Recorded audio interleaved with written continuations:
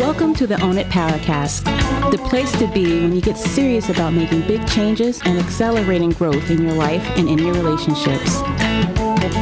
Finally create the life you've always wanted, living life on your own terms. Learn how to take your fear and turn it into powerful choices that will create sustained change. Now your host, Mary Baker. Hey everyone, welcome back to the Own It Powercast, a place where you can come to get what you need to move yourself forward. Hey, it's Mary Baker and welcome to episode 123, The New Me. Let's look at what's possible. Well, if you've been hanging out with us all month, you know we've been looking at where we see ourselves today, how we get real with what needs to change and go, what needs to be taken on in terms of new behaviors, new outlooks, to create sustained change and to change our lives. To feel what I think is more authentic, more empowered and alive and living the life you're supposed to live. Well, this week we're going to finish up the month and talk about why change is possible, why we can do this, and why we should have hope. Now, last week we delved into the areas of change that I think are necessary in order to have healthy relationships with ourselves and others. So I won't go into all the details about all that today, but we will identify those areas again so we can see what's changeable and what isn't. Because I think once we feel like we can first identify what's going on, then we can name the problem, right? And once we can name the problem, then we can focus on, okay, what is the healthy opposite of that? So therefore, what is the solution? And then how do I get there? Because I want to get there, you say, because I want to feel better. I want things to be better in my life. We're going to look at all the areas again, and we're going to talk about what needs to be focused on in order to change. Things you can start tackling right away, today, which I think is pretty amazing and very empowering. Okay.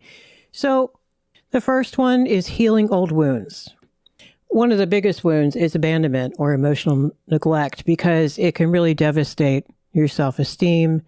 It can make you operate out of fear in your relationships. It can create perfectionism issues. It can create all kinds of drama for yourself because ultimately we're not going to take risk in our relationship by being honest, asking for what we need, et cetera, if we're afraid someone's going to walk if we say no, or if we tell them what we need, or if we take care of ourselves and not focus on taking care of them all the time. You get the picture. So abandonment. There's emotional neglect and abuse. The emotional neglect means your feelings didn't matter. Your feelings were not acknowledged. Your psychological needs were not met. They just weren't able to. They didn't have the capacity growing up. And you also may have put relationships in your life since then where those folks are just as limited, which is sad for them too, but you're still not getting the mirroring and the acceptance and the love and the attention that you need. All right. Emotional abuse is a little more obvious. You know, there's shaming, there was criticism growing up. You deal with perfectionism. You deal with your own rage issues where you lose your mind every once in a while. Kind of like a disproportionate emotional response to what's going on. That's usually a good clue. Okay, so maybe finding yourself being a little judgy of other people as well, being harsh on your kids when they don't do what you need them to do. Growing up with emotional abuse is even more devastating to one's self-esteem because pretty much your boundaries are violated and you were told how to see yourself. And you're pretty much given the message that you weren't good enough as is. And a lot of people will argue, oh, but Mary, it really drove me to be successful. And I got straight A's. And now I have this great job. I'm like, great. And you're also having panic attacks and can't sleep at night. And your relationships are a wreck. It's never really a good thing. Unmet needs were not met growing up of acceptance, recognition, safety, challenge, belongingness. Maybe you have environments where you work and live today where you're still not getting those needs met. You have people around you who can't do it, won't do it, et cetera, et cetera. So those are some of the typical wounds that we can carry today from the past and still struggle with today. Because again, if we put people in our life who were like the ones in the past, we're going to play out the same dramas where we're not getting what we need, or we're continuing to allow ourselves to be wounded. Maybe we wound ourselves.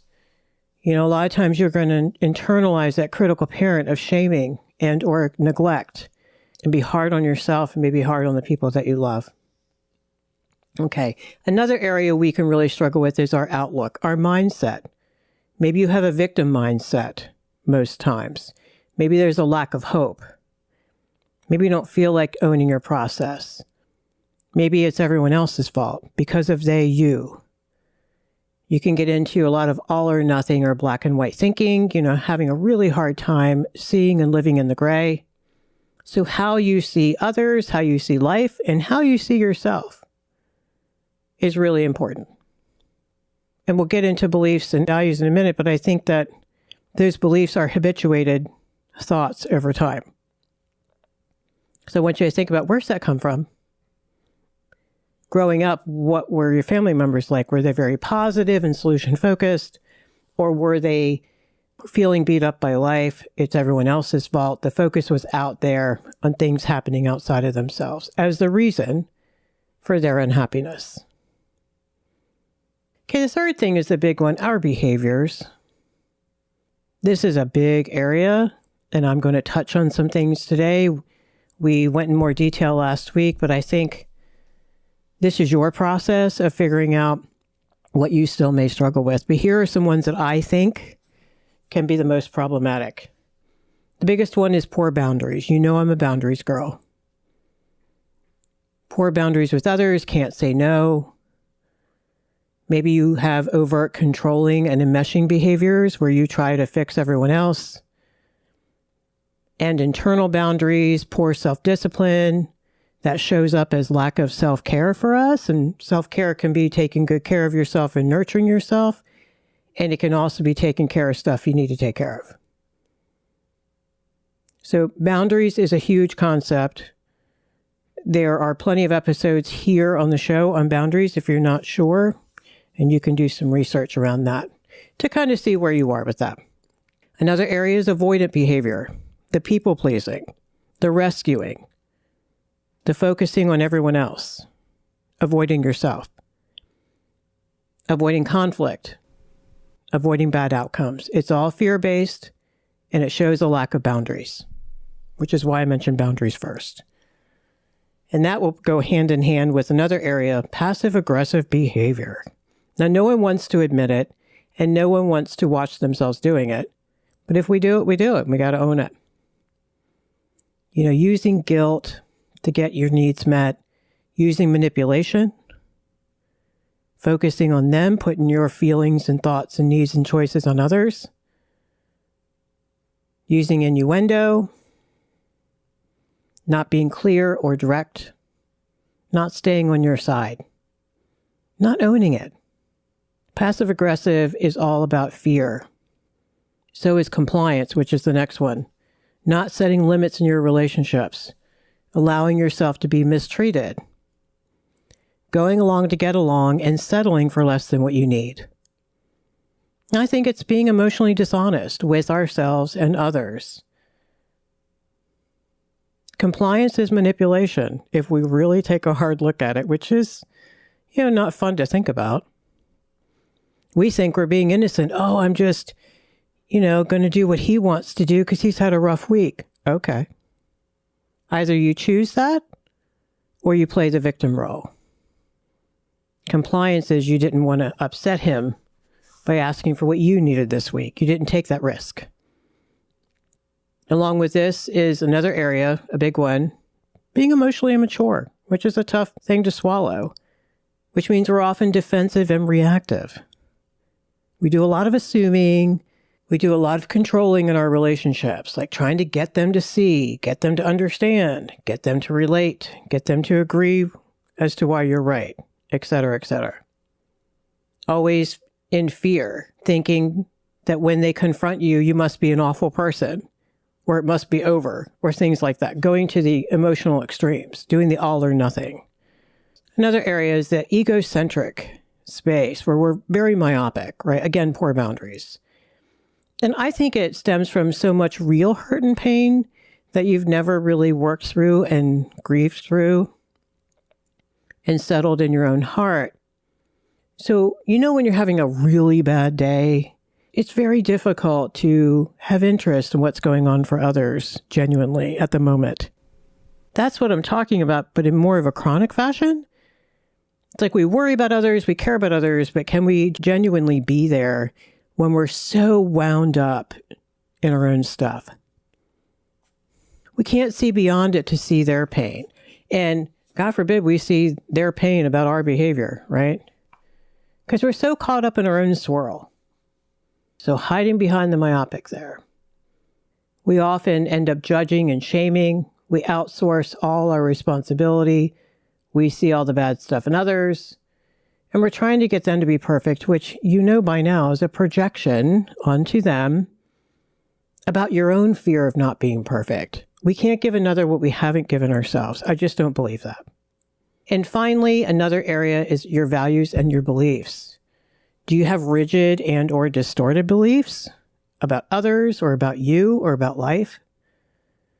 Do you have limiting ideas like, I could never do that, I'm not talented enough? Fear-based beliefs, well, they'll just get upset if I do that. Maybe others' values were imposed upon you, or maybe you swallowed them and never really thought about it otherwise, until now. So those are all the areas that we've been talking about all month.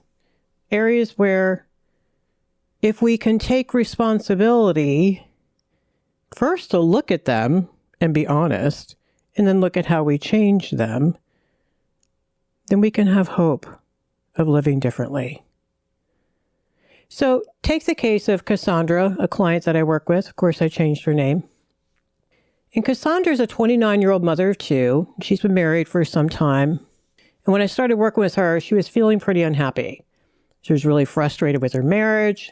She was finding herself upset with everyone else's behavior.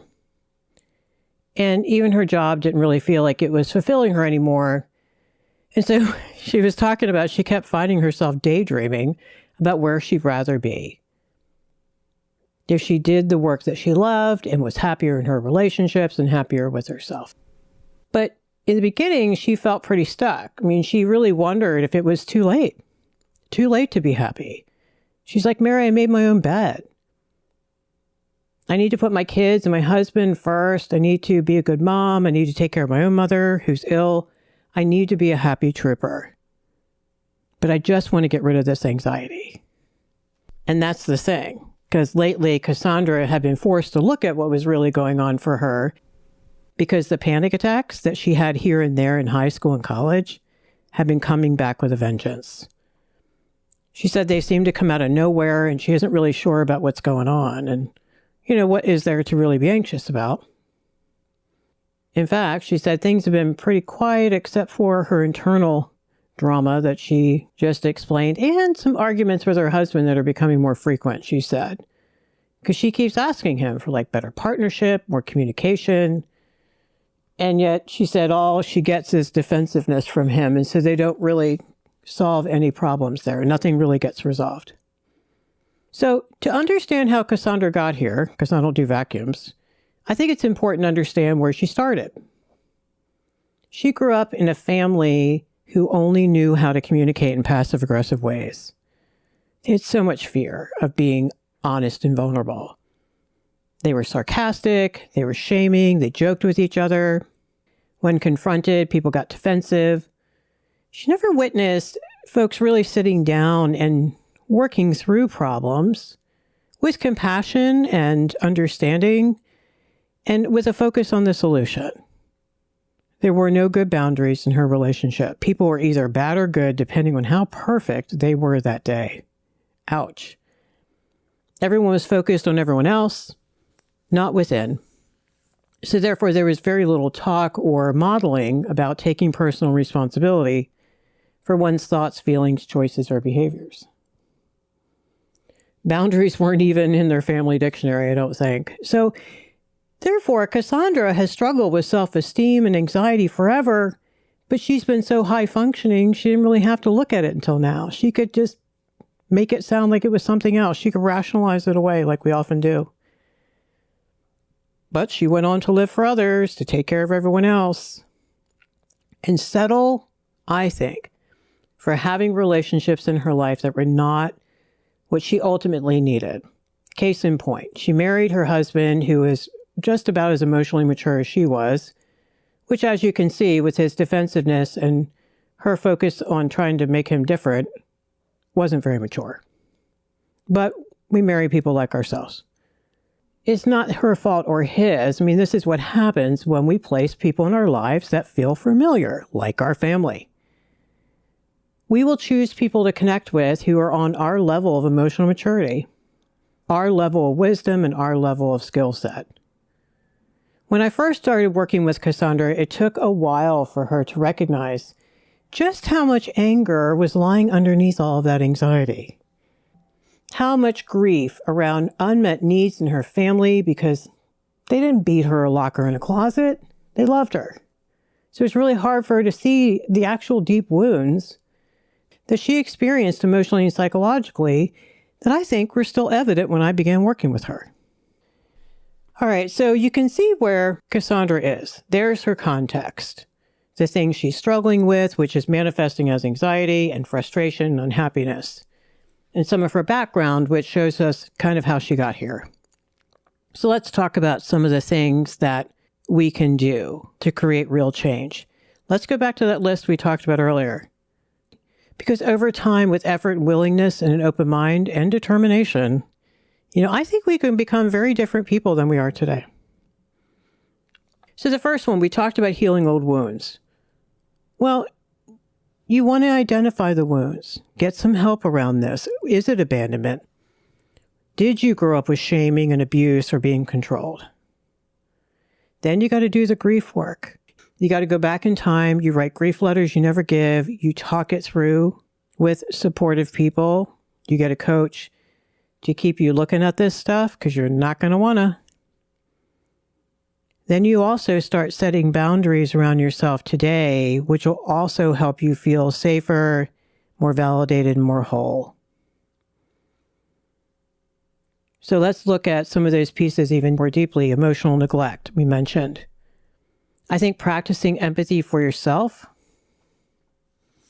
grabbing context to help explain your behaviors and your choices, that's going to help you not carry that around as shame, but turn it into healthy guilt. Like, God, I don't want to act like that anymore.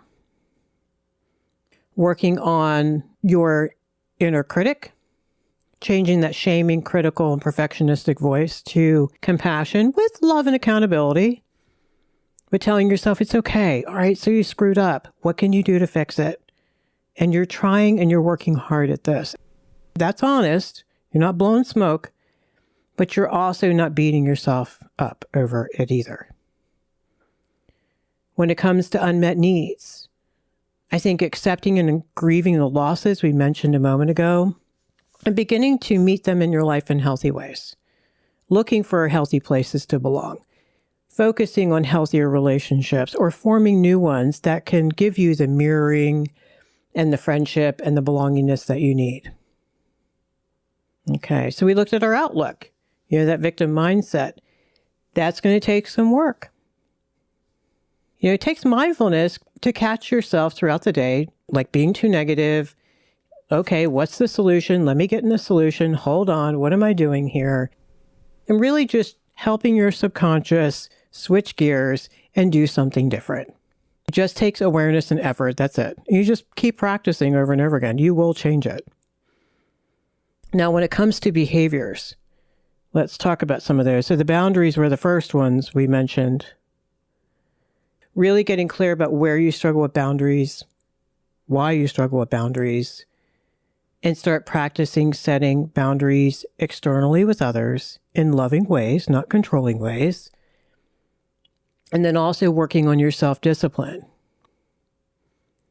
Taking one habit at a time, let's say, for example, You start changing one habit, like being on time or taking care of your physical health, you'll start wanting to build more discipline in the rest of your life with others and yourself.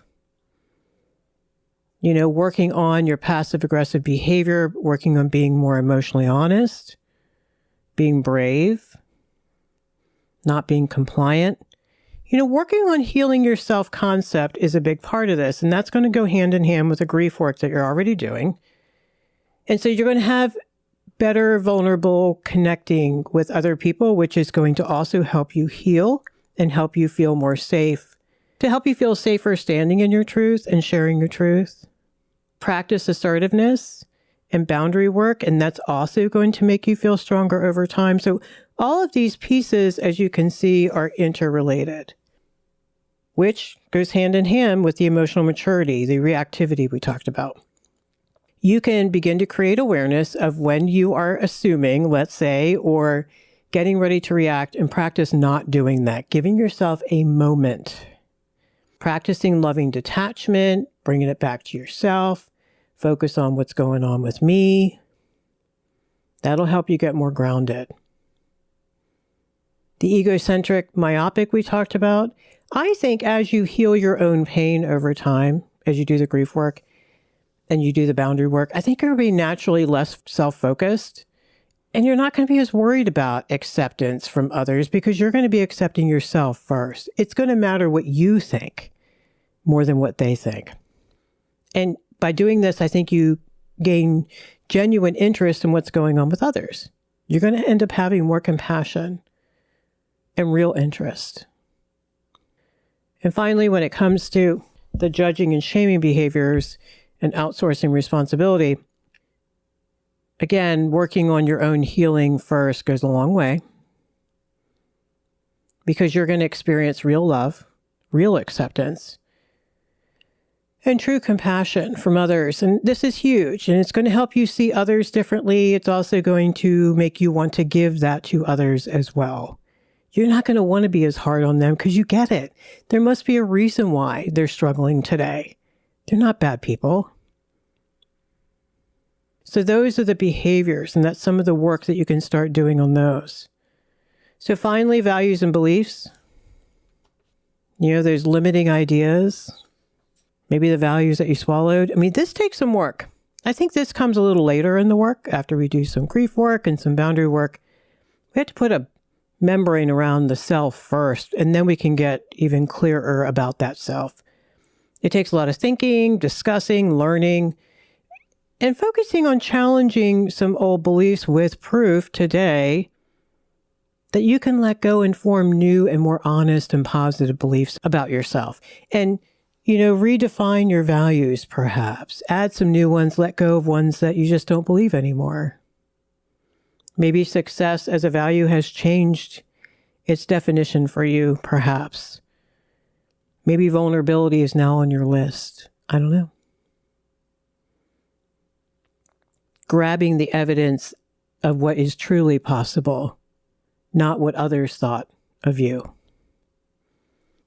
So remember Cassandra? So Cassandra was determined to feel better, so she kept showing up to our sessions and she kept doing the work, and she was great. She just would not give up. So we worked on grieving childhood losses she had. We worked on identifying unhealthy behaviors that she had in herself and in her relationships that were stemming from that childhood. Cassandra started practicing healthier behaviors, not perfectly. It was messy, but it was great. Like setting boundaries, working through unearned guilt. We'd talk all through that. Acknowledging and honoring her truth. We worked on healthy detachment with love, and grieving where necessary, where she had to come to acceptance around where other people and other circumstances were in her life. Over time, she focused less on others as the days went on and more on her own well-being, which was really nice to see. So then, we noticed that her anxiety started to dissipate. And I think it was because she was dealing with her feelings as they came up in the moment. She wasn't leaking them out sideways on others as much anymore. And she tried not to internalize them or swallow them. She told me she was beginning to feel less frustrated and more moments of peace, and most importantly, I think, proud of herself because she was healing some of those early wounds. So she honored the core self. And she felt more grounded and more confident and less anxious, I think, because she wasn't running from herself anymore. Cassandra would tell me how her relationships changed over time as well. Like she started treating her husband very differently. And they both decided actually to go get some relationship coaching to make their relationship even better. She found herself laughing more and finding more joy in the moments. And focusing on grieving how she never really used her gifts in her work. We got to that last. And with her husband's support, she's now going back to school to do the work she truly loves, but was afraid to honor when she went to college because she was trying to get her parents' approval, not her own approval in the past. These days, Cassandra is working on getting her own approval first, and then enjoying actually the mirroring she's getting from others. She finds these days it's actually congruent, like people want to support her. They're so happy for her. I think it's because she's finally being authentic. Cassandra's finally being more open and vulnerable and loving herself, and therefore loving those around her even better. So as you can see, we are all Cassandra. Each thing we talked about today is changeable. There are specific tasks you're going to need to complete in order to make it happen. And you're going to need patience and perseverance to keep working it through. But I wouldn't do this work if I wasn't able to see the proof in my clients every week. I love watching them heal and grow, change their thinking, own their feelings, and take charge of their own happiness. They now have better boundaries, greater connections, and wonderful self-confidence. Because I know this can happen, I know there is hope if you want to feel healthier and happier. If you want to make some behavior changes, have healthier relationships, and finally pursue your passions. This groundwork, I think, is the key. But there are 2 rules. This won't happen overnight. Give yourself a good 6 months to a year to go all in and get some basic foundational work laid. And number 2, you cannot do this alone. Will you do a lot of reading, a lot of journaling, a lot of thinking, a lot of crying? Yes. But you cannot do this alone. You need a coach and you need a support group. You'll only get so far and bang your head and get frustrated. Remember, if you were wounded in relationships, you need healing relationships around you to love you through this and help you heal those parts you don't even know exist. So no, you can't sit in your room and do this by yourself. So today we talked about all the areas where we need to make changes to have a different kind of life. We looked at our beliefs, our behaviors, healing old wounds, changing how we operate in our relationships. I do believe in these building blocks for change because I've been helping hundreds and hundreds of clients do it over the years, and I get to see the wonderful results that are still true years later when they come back and share with me. So if you're feeling frustrated, don't give up. Get moving instead. Grab a coach, grab support, and get serious. And get ready for some wonderful new beginnings. Thank you for joining me today. May you stay healthy in your truth and grab that hope. Focus on the good in yourself and others. Be sure to check the show notes at ownitpowercast.com and sign up for the newsletter that comes out each Tuesday. And that's where you'll get the bonus downloads for any of the episodes. So, pay it forward, keep focusing on you, and I'll see you next time. We hope you took away some useful insights and tools you could begin using right away. If you did, please leave a positive review and share on your social media. Because could you imagine if everyone in your life really got it together? Remember, own it now, so you can really own it later.